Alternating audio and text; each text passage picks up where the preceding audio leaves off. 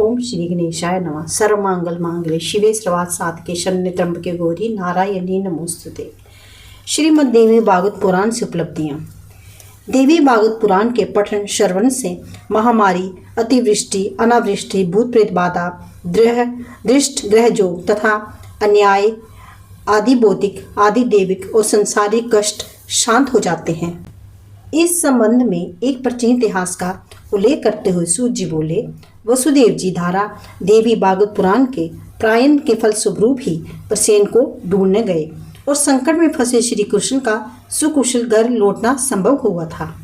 इस पुराण के प्रायण से दरिद्र, धर्मान, रोगी, रोग मुक्त तथा मृत वत्स्या और बंध्या से स्त्री भी पुत्रवती हो जाती है। इसमें लेश मात्र भी संदेह नहीं। श्रीमद् देवी भागवत पुराण प्रथम स्कंद पुराण वर्णन। शौनक जी ने कहा, हे पुरुष श्रेष्ठ महाभाग सूत जी, इस त्रिगुणात्मक जगत में काल चक्कर की प्रेरणा से सदा चक्कर काटने वाले मनुष्यों को ज्ञान हुए बिना मुक्ति मिलनी कभी संभव नहीं।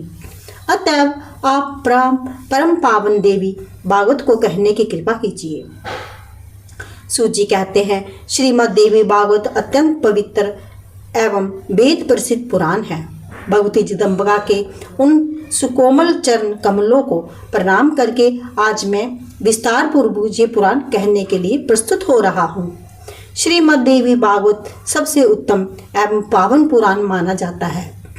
इसमें 18,000 श्लोक हैं। संस्कृत भाषा में इसकी रचना हुई है।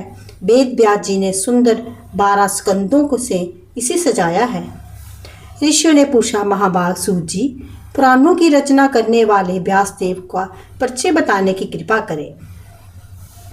सूत जी कहते हैं, कृष्ण द्वैपायन व्यास जी के मुखारबिंद से श्रीमद् देवी भागवत सुनने का अवसर मुझे मिल चुका है। हे मुनिवरों, श्रीमद् देवी भागवत स्वर्गीय कल्प वृक्ष का पका हुआ सुंदर फल है। नारद व्यास संवाद। ऋषियों ने पूछा, महामते, आपने कहा सुखदेव जी ने अयोनिज हैं, अरणी से उनका प्रकट हुआ है। इन बातों में से हमें महान आश्चर्य हो रहा है।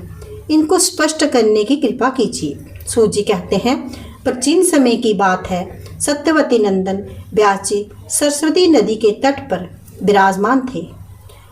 उनके आश्रम पर 2 गोरिया पक्षी थे। उन्हें देखकर वे आश्चर्य में पड़ गए। उन्होंने देखा पक्षी अपने घोंसले में थे। उनका एक सुंदर बच्चा था। व्यास जी सोच रहे थे, इतने में मुनिवर नारद जी वहां पधारे। नारद जी ने व्यास से पूछा, द्वैपायन, तुम इतने क्यों चिंतित दिख रहे हो? अपनी चिंता का कारण बताओ।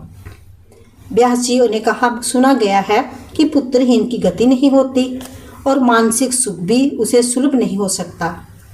अब मैं मनोरथ पूर्ण करने वाले किस देवता की उपासना करूं? इसी विचारधारा में गोते खा रहा हूँ।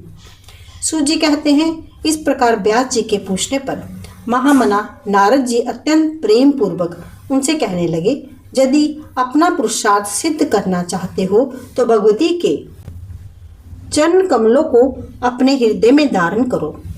तुम्हारी जो भी अभिलाषाएं हैं वे सभी भगवती जगदम्बिका अवश्य पूरी कर देगी।